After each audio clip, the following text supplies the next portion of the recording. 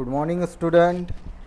I am Hussain sir, and today we will see ledger account of admission of partner. In this lecture, we have to see the ledger account which are prepared in admission of partner and its format. Admission of partner में ये 4 ledger account हमें बनाने पड़ते हैं जो कि बहुत ज़्यादा इम्पॉर्टेंट है एडमिशन, रिटायरमेंट और डेथ में। अगर आप एडमिशन में ज़्यादा ध्यान देंगे तो आगे के जो टॉपिक है रिटायरमेंट और डेथ वो भी आपको इजीली समझ में आ जाएंगे। तो सबसे पहला जो अकाउंट यहाँ laser account admission of partner में बनता है वो है रीवैल्यूएशन अकाउंट, जिसे दूसरा नाम है यहाँ पे profit and loss adjustment account. अभी एक्चुअली रीवैल्यूएशन अकाउंट होता क्या है और क्यों बनाया जाता है वो अब हम यहाँ पे अभी देखते हैं वन बाय वन। तो थोड़ा मैं आपको जो है पहले जो है ये चारों के बारे में इंट्रोडक्शन देता हूँ, फिर उसके बाद जो है हम जब लेजर अकाउंट बनाएंगे तो वहाँ पे हम डिटेल में देखेंगे। तो सबसे पहले तो in admission of partner the following ledger accounts are prepared. Number first revaluation account which is also called as profit and loss adjustment account. Second account partners capital और करंट अकाउंट, या तो partner का capital account बनेगा या फिर current account बनेगा। और third यहाँ पे बनती है new balance sheet with adjustment, new वाली बैलेंस शीट विथ एडजस्टमेंट बनेगी। और लास्ट में बनेगा आपका कैश या bank account as per working note. Working note के तौर पे हमें यहाँ पे कैश या बैंक अकाउंट बनाना होता है जो कि बहुत ज़्यादा इम्पॉर्टेंट है। क्यों? क्योंकि बैलेंस शीट की अक्सर जो है टोटल स्टूडेंट की मैच नहीं होती और कॉमन मिस्टेक स्टूडेंट वहाँ पे ये करते हैं कि वो कैश और बैंक का बैलेंस उनका बराबर नहीं आता क्योंकि वो उसकी वर्किंग नोट बनाते नहीं है। तो इस लेक्चर में हम जो है लेजर अकाउंट जो है वो देखने वाले हैं और उसके फॉर्मेट देखने वाले हैं कि किस तरह हम लेजर अकाउंट जो है प्रिपेयर करेंगे। तो चलिए सबसे पहले लेते हैं रीवैल्यूएशन अकाउंट। तो देखिए किस तरह हेडिंग देंगे। यहाँ आपको इस तरह हेडिंग देना पड़ेगा, फॉर्मेट करके आप हेडिंग देंगे। उसके बाद इन द बुक्स ऑफ जो भी फर्म है अजय, विजय, रमेश, सुरेश फर्म्स, और नीचे हेडिंग आएंगी revaluation oblique profit and loss adjustment account. तो आपको ये दोनों दोनों हेडिंग नहीं देनी है। आपको या तो रीवैल्यूएशन अकाउंट हेडिंग देनी है या आपको प्रॉफिट और लॉस एडजस्टमेंट अकाउंट हेडिंग देनी है। तो दोनों में से कोई एक नाम आपको सिलेक्ट करना है और बेहतर होगा कि क्वेश्चन में अगर रीवैल्यूएशन अकाउंट बोला है तो आप रीवैल्यूएशन के नाम से लिखें, अगर profit and loss adjustment account दिया है तो प्रॉफिट एंड लॉस एडजस्टमेंट के नाम से ही आप लिखें। तो यहाँ पे इसका फॉर्मेट बनेगा पर्टिकुलर अमाउंट डेबिट क्रेडिट। ये डेबिट साइड है, ये क्रेडिट साइड है। तो यहाँ पे देखिए इस फॉर्मेट में और इजी करने के लिए मैंने एक यहाँ पे शॉर्ट में आपको लिखा हूँ L plus A minus. L का मतलब यहाँ लाइबिलिटी से होगा और A का मतलब यहाँ पे एसेट से होगा। ये बात आपको ध्यान में रखनी है कि लाइबिलिटी प्लस और एसेट माइनस, और यहाँ लाइबिलिटी माइनस और एसेट प्लस। ये शॉर्टकट एक फार्मूला मैंने आपको यहाँ पे बना के दिया हूँ जो कि मैं अभी आगे समझाऊँगा भी आपको। ये फार्मूला अगर आपको समझ में आ गया और याद रहा तो आप जो है लेजर अकाउंट, ये रीवैल्यूएशन अकाउंट बिना किसी मिस्टेक के इजीली बना पाएंगे। तो चलिए तो स्टार्ट करते हैं। सबसे पहला अकाउंट जो इसमें बनेगा एडमिशन ऑफ पार्टनर में वो है रीवैल्यूएशन अकाउंट। अब ये रीवैल्यूएशन अकाउंट क्या होता है और क्यों बनाया जाता है? देखिए जब कोई पार्टनर को हम एडमिशन दे रहे हैं, एंट्री दे रहे हैं और नया पार्टनर उसको अगर हम बना रहे हैं तो ऐसे समय वो क्या है अपने हिस्से का पैसा कैपिटल का वो लाता है और उसके साथ साथ वो गुडविल का पैसा भी कैश में लाता है। तो उसके एडमिशन के बाद, उसके एडमिशन जिस तारीख को वो पार्टनर को एडमिशन दिया जा रहा है वो डेट से ही वो एलिजिबल होता है फर्म के प्रॉफिट में हिस्सा लेने का। अब जिस डेट से उसने एडमिशन लिया वो डेट से लेके आगे जब फर्म को जो प्रॉफिट होगा तो वो सारे प्रॉफिट में उसको हिस्सा दिया जाएगा। लेकिन उसके पहले का अगर फर्म में प्रॉफिट है या उसके पहले अगर किसी तरह का बेनिफिट या प्रॉफिट फर्म को हो रहा है तो ये प्रॉफिट और बेनिफिट ये जो है न्यू पार्टनर को नहीं मिलेगा। इसका बेनिफिट सिर्फ और सिर्फ ओल्ड पार्टनर को ही मिलेगा। तो नया पार्टनर जब वो एडमिशन ले रहा है, एडमिशन के बाद ही वो एलिजिबल है कि उसे प्रॉफिट में शेयर दिया जाए। उसी तरह देखिए, उसके एडमिशन के पहले ओल्ड जो पार्टनर होते हैं वो पार्टनरशिप फर्म को स्टैब्लिश करते हैं और उससे रिलेटेड जो है वो एसेट वगैरह परचेज करते हैं, ठीक है। कुछ लाइबिलिटी भी वो लेते होंगे, लोन वगैरह, और वो जो है कई सालों से जो है बिजनेस चलाते हैं। तो जिस डेट को उन्होंने एसेट परचेज की थी और जिस डेट को न्यू पार्टनर को एडमिशन दिया जा रहा, तो वो डेट से लेके ये डेट तक अब वो एसेट की वैल्यू में जो है या तो इंक्रीमेंट आएगा या डिक्लाइन आएगा। फॉर एग्जांपल समझने के लिए मैं बताता हूँ, लैंड एंड बिल्डिंग, या सपोज बिल्डिंग लीजिए। लैंड एंड बिल्डिंग 2010 में पार्टनरशिप स्टार्ट किए, 1 जनवरी 2010 में पार्टनरशिप फर्म स्टार्ट किए थे 2 पार्टनर में, जिसके लिए उन्होंने लैंड एंड बिल्डिंग 1 लाख रुपए में, सपोज 10 लाख रुपए की लैंड एंड बिल्डिंग खरीदे थे।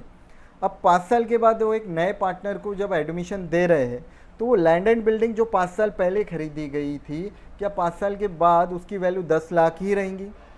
नहीं, उसकी वैल्यू बहुत ज़्यादा बढ़ जाएंगी।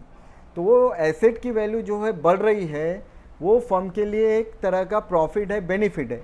अब ये प्रॉफिट और बेनिफिट पे किसका राइट रहेगा? ये प्रॉफिट और बेनिफिट पे ओल्ड पार्टनर का राइट रहेगा। न्यू पार्टनर जो है उसको एसेट की जो वैल्यू इंक्रीज हो रही है, उसके प्रॉफिट में और बेनिफिट में उसको किसी तरह का शेयर और हिस्सा नहीं दिया जाएगा। तो इसी तरह जो है यहाँ पे क्या किया जाता है कि जब न्यू पार्टनर को एडमिशन दिया जाता है तो गुडविल तो वैल्यूड की ही जाती है, उसके साथ ही साथ जो फर्म की पुरानी एसेट है वो सारी की सारी एसेट और लाइबिलिटी रीवैल्यूड की जाती है। एसेट और लाइबिलिटी रीवैल्यूड की जाती है, उसका फिर से रीवैल्यूएशन किया जाता है और रीवैल्यूएशन करके उनकी न्यू वैल्यू निकाली जाती है और वो वैल्यू को पुरानी वैल्यू से कंपेयर किया जाता है। तो कंपेयर करने के बाद या तो एसेट की वैल्यू इंक्रीज हो सकती या डिक्रीज हो सकती, तो लाइबिलिटी की भी वैल्यू इंक्रीज हो सकती या डिक्रीज हो सकती। तो यहाँ पे कंडीशन ये है कि रीवैल्यूएशन में एसेट और लाइबिलिटी इट में इंक्रीज और डिक्रीज, वो या तो इंक्रीज होंगे या डिक्रीज होंगे। तो ये जो इंक्रीज और डिक्रीज उसकी वैल्यू हो रही है, इसको या तो प्रॉफिट कहेंगे या हम लॉस कहेंगे। अगर किसी एसेट की वैल्यू हमारी बढ़ जाती है तो वो प्रॉफिट है, और अगर एसेट की वैल्यू कम हो जाती है तो वो लॉस है। अगर लाइबिलिटी कर्जा उसकी वैल्यू अगर बढ़ रही है, कर्जा बढ़ना ये लॉस है, लेकिन अगर कर्जा कम हो रहा है तो ये हमारे लिए प्रॉफिट है। तो ये जो एसेट के इंक्रीमेंट और डिक्रीमेंट में जो प्रॉफिट लॉस हो रहा है उसकी वैल्यू में, तो ये प्रॉफिट और लॉस पे जो है ओल्ड पार्टनर का राइट होता है, न्यू पार्टनर को उसमें किसी तरह का हिस्सा नहीं दिया जाता। तो ये एसेट के रीवैल्यूएशन पे क्या प्रॉफिट आया कि लॉस आया, ये जानने के लिए यहाँ पे एक स्पेशल अकाउंट बनाया जाता है जिसको बोला जाता है रीवैल्यूएशन अकाउंट या profit and loss adjustment account. सबसे पहला अकाउंट एडमिशन ऑफ पार्टनर में बनता है रीवैल्यूएशन अकाउंट या प्रॉफिट और loss adjustment account, in which only increase और decrease value of asset and liabilities are recorded, और प्रॉफिट और लॉस ऑन द इंक्रीमेंट और decrement of the value of asset and liabilities are recorded. इसमें सिर्फ और सिर्फ asset की जो वैल्यू इंक्रीज हो रही है या डिक्रीज हो रही है, लाइबिलिटी की जो वैल्यू इंक्रीज हो रही है या डिक्रीज हो रही है, वो वैल्यू ही यहाँ पे रिकॉर्ड की जाती है, उसका प्रॉफिट या लॉस। जितनी वैल्यू इंक्रीज हो रही है या डिक्रीज हो रही है वो वैल्यू ही यहाँ पे एसेट और लाइबिलिटी के नाम से रिकॉर्ड होती है। तो यहाँ पे मैंने शॉर्टकट जो अब यहाँ पे आपको बताया तो ये इसीलिए बताया हूँ कि अगर लाइबिलिटी देखिए बढ़ रही है या एसेट कम हो रही है तो लाइबिलिटी का बढ़ना भी लॉस है और एसेट का कम होना भी लॉस है, और लॉस का अकाउंट डेबिट होता, इसलिए ये लाइबिलिटी का बढ़ना और एसेट का कम होना ये जो है हम डेबिट साइड में रिकॉर्ड करेंगे रीवैल्यूएशन के। अब इसका उल्टा, लाइबिलिटी का कम होना इनकम है और एसेट का बढ़ना भी इनकम है, और इनकम का अकाउंट क्रेडिट होता है, और वो जो है इनकम यहाँ इसके रीवैल्यूएशन के क्रेडिट में रिकॉर्ड होंगी। इसमें सिर्फ एसेट और लाइबिलिटी की इंक्रीज या डिक्रीज ही वैल्यू रिकॉर्ड होंगी, इसके अलावा कोई वैल्यू इसमें रिकॉर्ड नहीं होंगी। देखिए एक समझाने के लिए मैं आपको एग्जांपल बताता हूँ, ये आपके टेक्स्ट बुक का क्वेश्चन नंबर 1 है। देखिए अब इसमें क्वेश्चन में हमें बैलेंस शीट गिवन होती है, ये ओल्ड बैलेंस शीट गिवन होती है जिसके बेसिस पे हमें न्यू बैलेंस शीट बनाना होता है। तो यहाँ देखिए बैलेंस शीट में यहाँ एसेट और लाइबिलिटी की वैल्यू दी होती है और उसके साथ साथ यहाँ कुछ एडजस्टमेंट गिवन होती है। तो एडजस्टमेंट में वो बोलता है कि इंक्रीज डिक्रीज, देखिए यहाँ स्टॉक प्लांट मशीनरी रिड्यूस बोल रहा है। अब नई वैल्यूड निकाली जा रही है लैंड एंड बिल्डिंग की 80,000। देखिए लैंड एंड बिल्डिंग यहाँ 60 था और यहाँ पे अब उसकी वैल्यूड की गई, तो उसकी वैल्यूएशन में जो है कितना इंक्रीमेंट हुआ 20,000 का। 80,000 की वैल्यू निकाली गई, मतलब पहले 60 थी अब 80 हो गई, तो कितने से वैल्यू बढ़ रही है 20,000 से। तो ये जो वैल्यू का बढ़ना है वो अपने लिए इनकम है और इनकम का अकाउंट क्रेडिट, तो ये एंट्री क्रेडिट में आएंगी रीवैल्यूएशन की। तो उसी तरह ये जो एसेट और लाइबिलिटी की वैल्यू जो इंक्रीज और डिक्रीज हो रही है, सिर्फ वो ही वैल्यू हमें जो है यहाँ पे रिकॉर्ड करनी है, सिर्फ वो ही वैल्यू हमें यहाँ पे रिकॉर्ड करनी है। तो यहाँ आप डेबिट में जो है क्या क्या कौन कौन से कंटेंट आएंगे वो सारे के सारे मैं आपको अभी बताऊंगा, और वो जो है आपको आपके नोटबुक में भी रिकॉर्ड करते चलना है। तो यहाँ फॉर्मेट में सबसे पहले हम लेंगे टू एसेट्स अकाउंट। अब एसेट के नाम से आएगा अगर एसेट जो है डिक्रीज हो रही है, अगर एसेट क्या हो रही है डिक्रीज, डिक्रीज इन एसेट है तो वो डेबिट में आएगा एसेट के नाम से। उसके बाद to liabilities,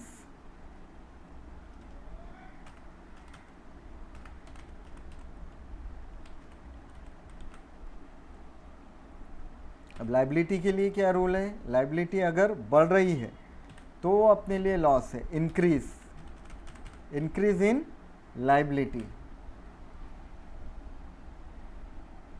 increase in asset, decrease in asset और इंक्रीज इन लाइबिलिटी। अब उसके अलावा यहाँ पे टू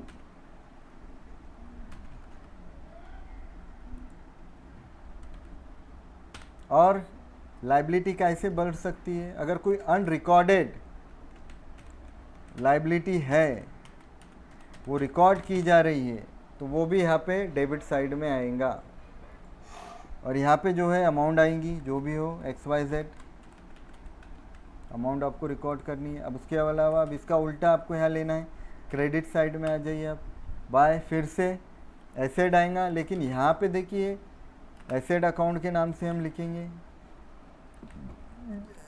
यहाँ प्लस है मतलब इंक्रीज हो रही है, अगर एसेट इंक्रीज हो रही है। उसके बाद लाइबिलिटी या लाइबिलिटीज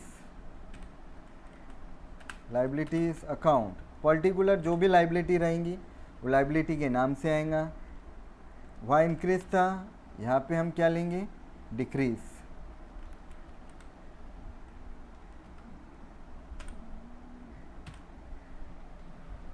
अब इसके अलावा by unrecorded liability, unrecorded liability, unrecorded liability है तो वो यहाँ पे रिकॉर्ड होंगी, सॉरी अनरिकॉर्डेड एसेट, लाइबिलिटी नहीं, कोई अनरिकॉर्डेड एसेट थी वो रिकॉर्ड कर रहे हैं आप तो एसेट की वैल्यू बढ़ जाएंगी, और एसेट का बढ़ना अपने लिए इनकम है वो क्रेडिट में आएगा। तो यहाँ पे आपको क्या करना है, सिर्फ इंक्रीज और decrease in the value of asset and liability record करनी है, इसके अलावा इसमें कुछ भी नहीं आएगा। और लास्ट में हम इसमें निकालेंगे प्रॉफिट या लॉस। देखिए डेबिट में लॉस है, क्रेडिट में इनकम है, अगर इनकम ज़्यादा है, क्रेडिट की टोटल ज़्यादा है तो प्रॉफिट आएगा, और डेबिट की टोटल ज़्यादा आ रही है तो बैलेंसिंग फिगर क्रेडिट में लॉस आएगा। तो यहाँ सबसे पहले लेंगे हम टू प्रॉफिट, ये ट्रांसफ़र होगा old partner capital oblique current account. तो यहाँ पे आप लिख सकते हैं ओल्ड पार्टनर कैपिटल अकाउंट्स, यहाँ फिर आप लिख सकते हैं यहाँ पे टू प्रॉफिट, यहाँ पे इस तरह, और नीचे एस कैपिटल बीस कैपिटल, जो ओल्ड पार्टनर है वो ओल्ड पार्टनर को ये डिस्ट्रीब्यूट होगा, जैसे एस कैपिटल अकाउंट,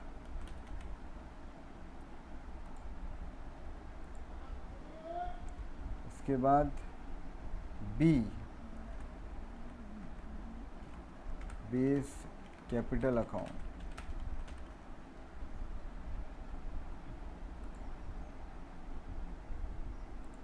इस तरह भी आप लिख सकते हैं, या फिर डायरेक्ट आप to old partners capital account भी लिख सकते हैं। नीचे profit transfer to revaluation, profit of revaluation transfer to old partner capital account, ये भी आप नरेशन दे सकते हैं।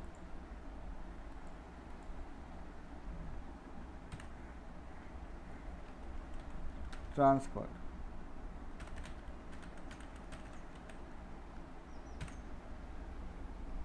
अब उसी तरह अगर डेबिट की टोटल ज़्यादा आ रही है तो ये लॉस होगा, तो क्रेडिट साइड में आप लिखेंगे टू लॉस, ये भी आएगा transfer to old partner account. Old मतलब सपोज हम ले रहे ए और बी, ये ओल्ड पार्टनर है, तो ए का नाम आएगा एस कैपिटल अकाउंट के नाम से, नीचे बीस कैपिटल अकाउंट के नाम से, लॉस नीचे अब आएगा लॉस ट्रांसफ़र।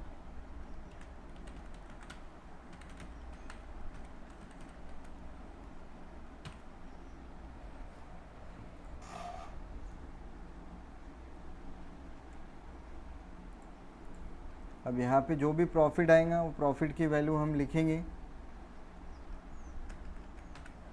और वो प्रॉफिट इनर में डिस्ट्रीब्यूट होगा यहाँ पार्टनर में। आपको ये याद रखना है कि यहाँ पे जो है जो प्रॉफिट आएगा, सपोज 10,000 प्रॉफिट आ रहा है और दोनों इक्वल बांट रहे हैं, तो इक्वल जो रहेगा दोनों को 5-5 हज़ार आएगा, तो इस तरह वो डिस्ट्रीब्यूट होगा। और इसकी टोटल जो प्रॉफिट रहेगा वो आउटर में लिखेंगे, और उसका डिस्ट्रीब्यूशन हम इनर में लिखेंगे। उसी तरह इधर भी लॉस जो भी आ रहा हो, अब वो लॉस पार्टनर में बटेगा, दोनों एक साथ नहीं आएगा, या तो प्रॉफिट आएगा या तो लॉस आएगा, ये आपको याद रखना है। और लास्ट में हम करेंगे उसकी टोटल, दोनों साइड की जो भी टोटल आएंगे वो टोटल आपको जो है आउटर में निकालनी है। तो डियर स्टूडेंट, इस तरह हमारा ये पहला अकाउंट बनेगा, फॉर्मेट बनेगा रीवैल्यूएशन अकाउंट, जिसको profit and loss adjustment account कहते हैं। बस आपको ये फॉर्मूला जो मैंने शॉर्टकट में बताया है वो आपको याद रखना है कि लाइबिलिटी अगर बढ़ रही है और एसेट कम हो रही है तो वो डेबिट में रिकॉर्ड करेंगे, लाइबिलिटी अगर कम हो रही है और एसेट बढ़ रही है तो वो क्रेडिट में रिकॉर्ड करेंगे। Revaluation account it is a nominal account, ये नॉमिनल अकाउंट है। All expenses and losses are recorded on debit side and all income and gains are recorded on credit side, but expenses, losses and income gain will be related to increase or decrease in the value of asset and liability। इसके अलावा कोई profit loss इसमें record नहीं होगा, ये बात आपको याद रखनी है। यहाँ पे बहुत ही सिंपल है, देखिए एक बार आप अगर इसको सॉल्व, जब हम इसके प्रॉब्लम सॉल्व करेंगे तब आपके पूरे कंसेप्ट जो है वो क्लियर हो जाएंगे और इजीली आपको जो है सारी चीज़ें समझ में आ जाएंगी। तो ये हमारा पहला फॉर्मेट था रिवैल्यूएशन अकाउंट, इसको आप अपने नोटबुक में रिकॉर्ड कर लें, ठीक है। अब इसके बाद हम सेकंड अकाउंट देखेंगे, वो है हमारा पार्टनर्स कैपिटल अकाउंट। ये आप सारा जो है इसको रिकॉर्ड कर लें, नोट डाउन कर लें। इसके बाद अब हम देखने वाले हैं पार्टनर्स कैपिटल अकाउंट। सबसे पहले जो है हेडिंग आएंगे इन द बुक्स ऑफ फर्म, तीनों पार्टनर का नाम लिखेंगे, ए बी सी जो भी रहेगा, या फर्म का अगर नाम दिया है तो हम नाम लिखेंगे। और उसके बाद आएगा partner capital oblique current account. अगर कैपिटल और करंट अकाउंट दोनों गिवन है तो दोनों बनानी पड़ेंगे, अगर कैपिटल अकाउंट है तो सिर्फ हम कैपिटल अकाउंट बनाएंगे, ठीक है। तो सबसे पहला कंटेंट इसमें जो लेना है हमें वो क्रेडिट साइड में आएगा बैलेंस ब्रॉट डाउन के नाम से, ओपनिंग बैलेंस आएगा। देखिए क्वेश्चन एक बार मैं आपको फिर से बता देता हूँ, अगर इस तरह का क्वेश्चन आता है तो यहाँ देखिए लाइबिलिटी में क्वेश्चन में सबसे पहले कैपिटल दिया होता है, तो कैपिटल में जो यहाँ पे ये बैलेंस दिया है ये हम ओपनिंग बैलेंस के नाम से लेंगे क्रेडिट साइड में। तो क्रेडिट साइड में सबसे पहला कंटेंट आएगा ओपनिंग बैलेंस, क्योंकि ओल्ड पार्टनर जो है उनका ही बैलेंस गिवन होता है, इसलिए उनके अकाउंट में जो है उनके कॉलम में अमाउंट आएंगी। और सी जो पार्टनर है हम एज्यूम कर रहे हैं वो न्यू पार्टनर है, उनको हम एडमिशन दे रहे, तो उनका कोई ओपनिंग बैलेंस नहीं है, इसलिए वहाँ डैश आएगा। तो अगर ये कैपिटल का बैलेंस लाइबिलिटी में है तो वो क्रेडिट में आएगा, बट अगर एसेट में दिया है किसी पार्टनर का बैलेंस तो उसका डेबिट, ओपनिंग बैलेंस जो है वो डेबिट में आएगा। याद रखिएगा, लाइबिलिटी का बैलेंस क्रेडिट होता है और एसेट का डेबिट होता है। अब उसके बाद क्रेडिट में ही बाय, अगर न्यू पार्टनर जो है कैपिटल का पैसा कैश में ला रहा है तो कैश अकाउंट के नाम से आएगा, कैश अकाउंट, और अमाउंट जो है वो न्यू पार्टनर के जो है इसमें कॉलम में आएंगी। उसके बाद न्यू पार्टनर गुडविल का भी पैसा लाता है तो हम गुडविल के नाम से लिखेंगे, गुडविल अकाउंट। अब नया पार्टनर जो गुडविल का पैसा लाता है, इसका बेनिफिट जो है वो ओल्ड पार्टनर को मिलता है, तो ये अमाउंट जो है ओल्ड पार्टनर को ट्रांसफ़र की जाती है। तो न्यू पार्टनर जो गुडविल का पैसा लाएगा उसका बेनिफिट जो है वो मिलेगा ओल्ड पार्टनर को, तो ओल्ड पार्टनर के कैपिटल अकाउंट में हम उसकी अमाउंट लेंगे और ओल्ड पार्टनर को जो है वो डिस्ट्रीब्यूट होगा गुडविल जो है रेशो में। अब इसके अलावा अगर फर्म में किसी तरह का रिज़र्व है पुराना, जनरल रिज़र्व, जैसे जनरल रिज़र्व, तो वो डिस्ट्रीब्यूट कर लेंगे ओल्ड पार्टनर आपस में, चाहे तो वो डिस्ट्रीब्यूट कर सकते या रख भी सकते।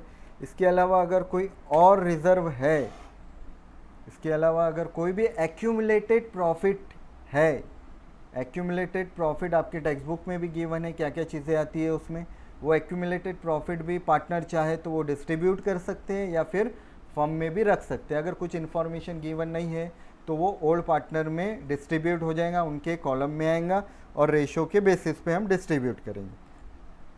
अब जैसे इसमें क्या क्या आ सकता है, इसमें आ सकता है workman compensation fund,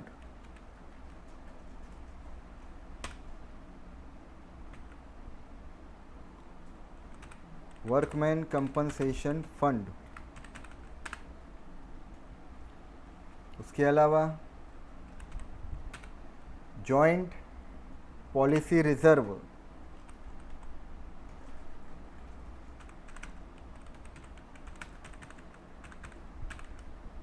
joint policy reserve,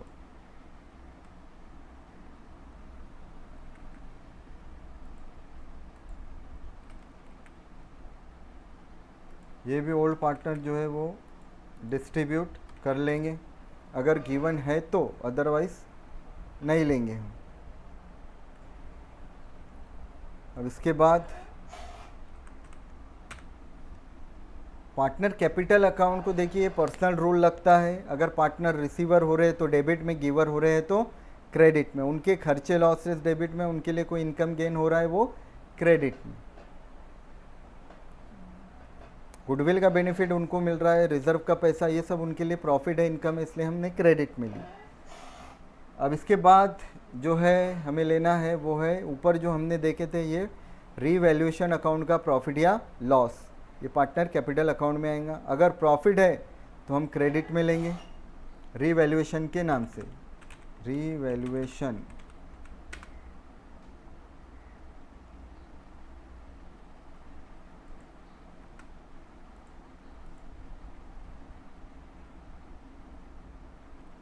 account, profit bracket में लिखेंगे प्रॉफिट, शेयर इन प्रॉफिट, उनका प्रॉफिट का जो शेयर है वो मिलेगा उनको।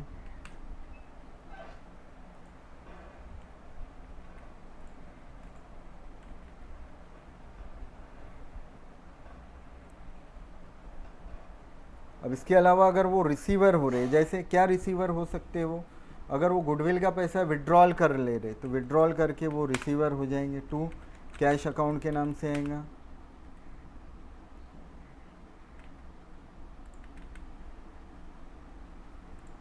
डेबिट में आएगा कैश अकाउंट के नाम से। उसके अलावा अगर कोई पार्टनर कोई एसेट फर्म की रख रहा है, टेकन ओवर कर रहा है, तो टेकन ओवर करके भी वो रिसीवर हो सकता है, टू एसेट अकाउंट के नाम से हम लिखेंगे, टू एसेट्स अकाउंट।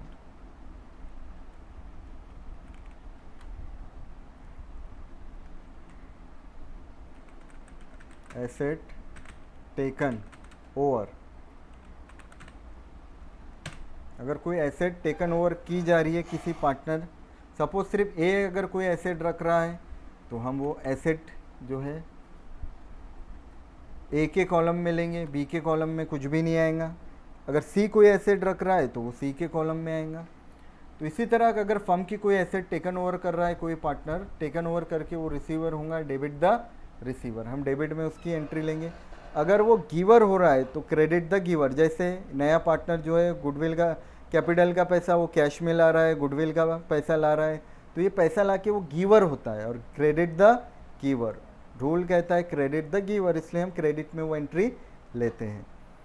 अब उसके अलावा अगर कोई एसेट और कोई पार्टनर रख रहा है तो वो रिसीवर होगा, हम डेबिट में लिखेंगे, और अगर कोई गिवर हो रहा है तो हम क्रेडिट में लिखेंगे, उसकी एंट्री क्रेडिट में करेंगे। अब इसके बाद लास्ट में जो है हम निकालेंगे क्लोजिंग बैलेंस। देखिए इसका ओपनिंग बैलेंस क्रेडिट में जिस साइड की टोटल कम आएंगी उस साइड में आएगा closing balance, to balance carried down के नाम से। अगर क्रेडिट की टोटल ज़्यादा है तो डेबिट में बैलेंस आएगा। कैसे निकालेंगे हम ये, डेबिट माइनस क्रेडिट, डेबिट में से क्रेडिट माइनस करेंगे, ये बैलेंस आ जाएगा। बट सपोज किसी पार्टनर की अगर डेबिट की टोटल ज़्यादा है तो उसका बैलेंस, क्लोजिंग बैलेंस क्रेडिट में आएगा, बैलेंस कैरिड डाउन के नाम से। जिस साइड की टोटल कम आ रही है, फॉर एग्जांपल जैसे हम ले रहे हैं, यह समझने के लिए अगर तीनों पार्टनर जो है, सपोज ए का, समझने के लिए अब यहाँ पे देखिए समझिए कि एग्जांपल ले रहे हैं कि ए की यहाँ क्रेडिट की टोटल ज़्यादा है, डेबिट की कम है, तो उसका बैलेंस क्लोजिंग बैलेंस डेबिट में आएगा। लेकिन अगर बी की डेबिट की टोटल ज़्यादा है तो उसका बैलेंस यहाँ क्रेडिट में आएगा।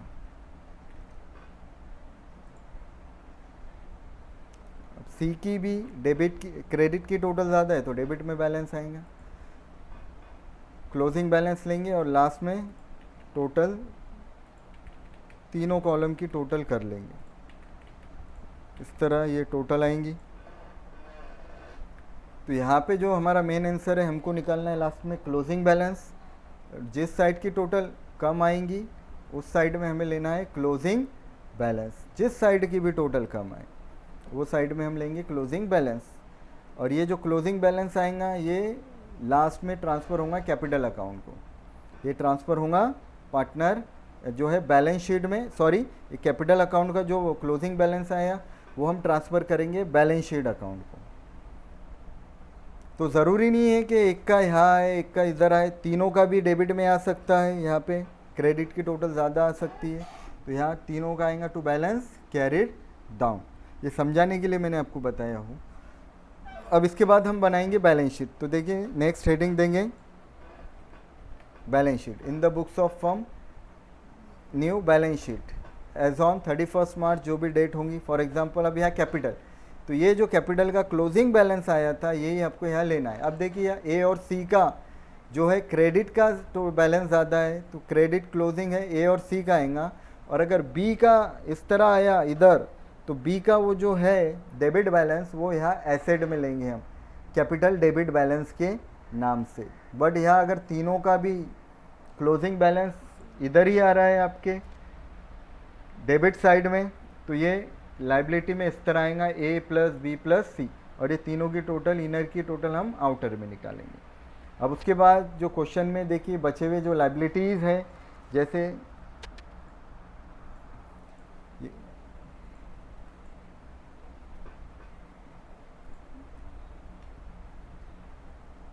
ये देखिए क्वेश्चन है। अब यहाँ पे ये क्रेडिटर है, बिल्स पेबल है, वो जो लाइबिलिटी बच गई है, ठीक है, वो सारी की सारी अब बैलेंस शीट में आएंगी। ये क्रेडिटर बिल्स पेबल लाइबिलिटी में आएगा। अब ए 1 बाय 1 सारे के सारे एसेट में लेते जाएंगे। Land, building, plant, machine, furniture, debtor, stock.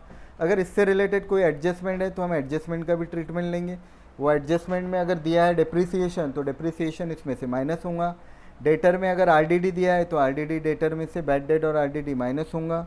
और कैश जो है उसका बैलेंस हम लेंगे एज पर वर्किंग नोट, और उसकी लास्ट में हम वर्किंग नोट बनाएंगे। इसी तरह पर्टिकुलर अमाउंट डेबिट क्रेडिट बनेगा।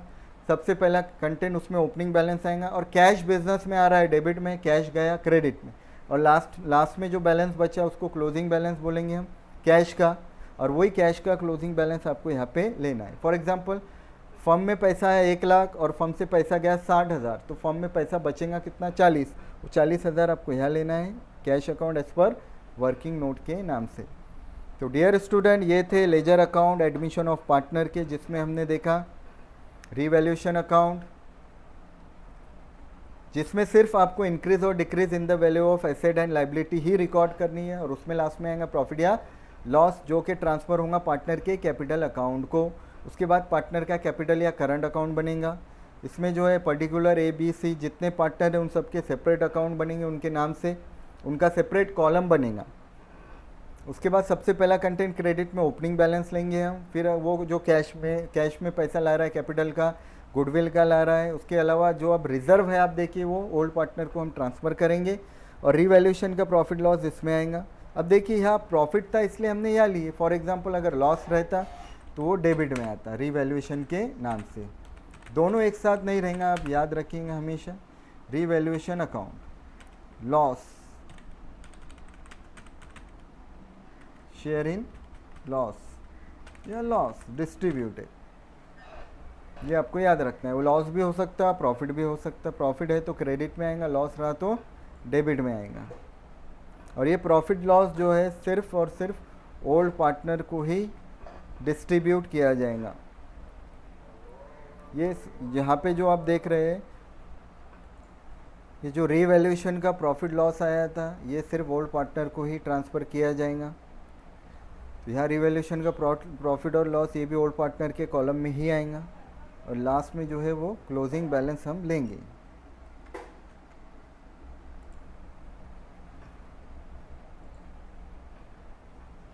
बैलेंस शीट में आपको याद रखना है कि कोई अगर डिप्रिसिएशन या इंक्रीज़ और डिक्रीज़, जैसे कि आप देख रहे हैं यहाँ पे तो इंक्रीज़ डिक्रीज़ वैल्यू आएंगी, तो यहाँ पे हम बुक वैल्यू लेंगे जो क्वेश्चन में गिवन है बैलेंस शीट में। उसके बाद अगर एडजस्टमेंट में उसकी वैल्यू में इंक्रीज़ हो रहा है और डिक्रीज़ हो रहा है तो वो आपको यहाँ पे ऐड और लेस करके जो है उसकी अमाउंट आउटर में निकालनी है। तो ये इस तरह जो है बैलेंस शीट भी बनेगी। इसके फॉर्मेट के बाद अब हम जो है नेक्स्ट लेक्चर से जो है इसके प्रॉब्लम जो है वो स्टार्ट करने वाले हैं, जिसमें जर्नल लेजर जो है वो हमें प्रिपेयर करना है। क्वेश्चन में अगर जर्नल एंट्री बोला तो जर्नल एंट्री हम सॉल्व करेंगे, और लेजर अकाउंट बोला तो लेजर अकाउंट सॉल्व करेंगे। तो आपको जो है वो सारी चीज़ें वहाँ पे क्लियर हो जाएंगी। अगर फिर भी आपको इस फॉर्मेट में किसी तरह का कोई डाउट्स है, क्वेश्चन है, तो आप कमेंट बॉक्स में जो है आपके डाउट ज़रूर लिखें, या फिर या फिर आप पर्सनल नंबर पे भी मुझे कांटेक्ट कर सकते हैं, और आपके डाउट जो है वो आप व्हाट्सअप या सेंड कर सकते हैं। तो ये वीडियो जो है अगर आपको पसंद आया तो इसको लाइक करो, शेयर करो, और चैनल को सब्सक्राइब नहीं किया हो तो जल्दी से जल्दी उसको सब्सक्राइब करो। बाकी अब इसके सारे प्रॉब्लम जो है सॉल्व प्रॉब्लम जो है हम आगे नेक्स्ट लेक्चर से प्रॉब्लम सॉल्व करने वाले हैं। Thank you.